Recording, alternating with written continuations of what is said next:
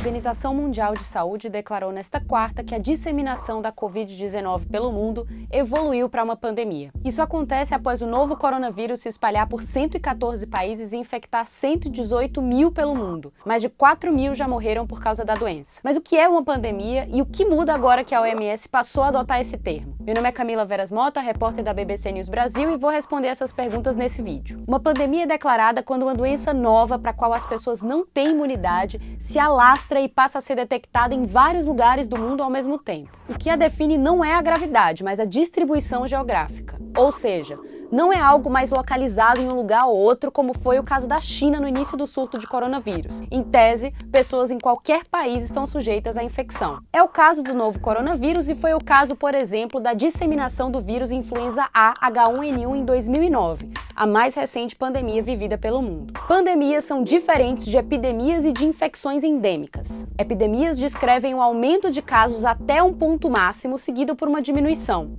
É o que ocorre nos países que enfrentam ondas de gripe. Há um aumento das ocorrências no outono e no inverno, geralmente, e depois esses casos diminuem. As infecções endêmicas, por sua vez, são doenças presentes em uma zona específica por muito tempo, com casos distribuídos por todo o ano. Isso acontece em regiões africanas que sofrem com malária, por exemplo. A humanidade enfrenta pandemias pelo menos desde 1580, quando um vírus do tipo influenza, aquele que causa gripe, surgiu na Ásia e se espalhou para a África, Europa e América do Norte. Mas a pandemia que causou maior estrago é mais recente, de 1918.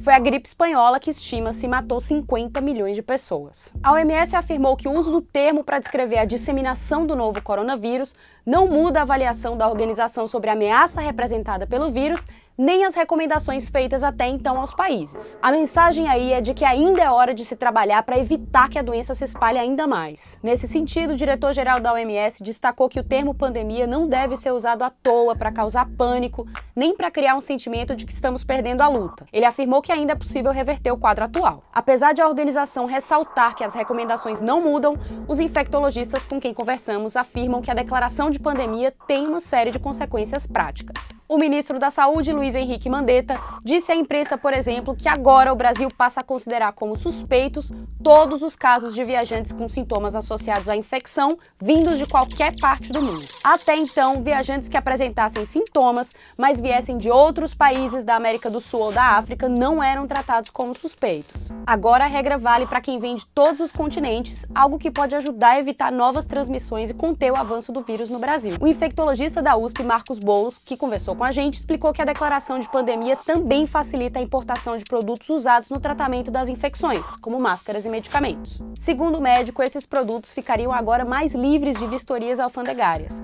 o que aceleraria a entrada deles nos respectivos países. Outra mudança é que os aeroportos podem passar a examinar passageiros vindos de todos os países e não só dos que tinham mais casos da doença. Boulos diz que o status de pandemia também dá às autoridades argumentos para que suspendam eventos que atraiam multidões, como shows de música. Na Itália e na França, jogos de futebol já têm acontecido com portões fechados, o que também pode passar a acontecer por aqui. O infectologista afirma que a pandemia também dá às autoridades de áreas mais impactadas argumentos para que decretem estado de emergência e redirecionem verbas de outros setores para a saúde. Em fala na Câmara, o ministro da Saúde do Brasil diz que está pedindo mais recursos para lidar com a doença. Boulos e outros especialistas dizem que há uma tendência de crescimento exponencial dos casos aqui nas próximas semanas. O infectologista avalia que deve chegar um momento em que casos suspeitos deixarão de ser examinados em laboratório. Os médicos vão simplesmente partir do pressuposto de que o paciente está infectado e seguir os protocolos de tratamento da doença. A preocupação maior será com os idosos, que são mais vulneráveis a morrer pela infecção. O novo coronavírus apresenta um grande potencial de transmissão, mas tem dado sinais de que é menos letal do que aqueles que causaram outras 2 epidemias nas últimas décadas. A OMS estima que 3,4% dos pacientes morrem por causa da Covid-19, a doença causada pelo novo coronavírus. O surto da SARS, causado por outro tipo de coronavírus em 2003,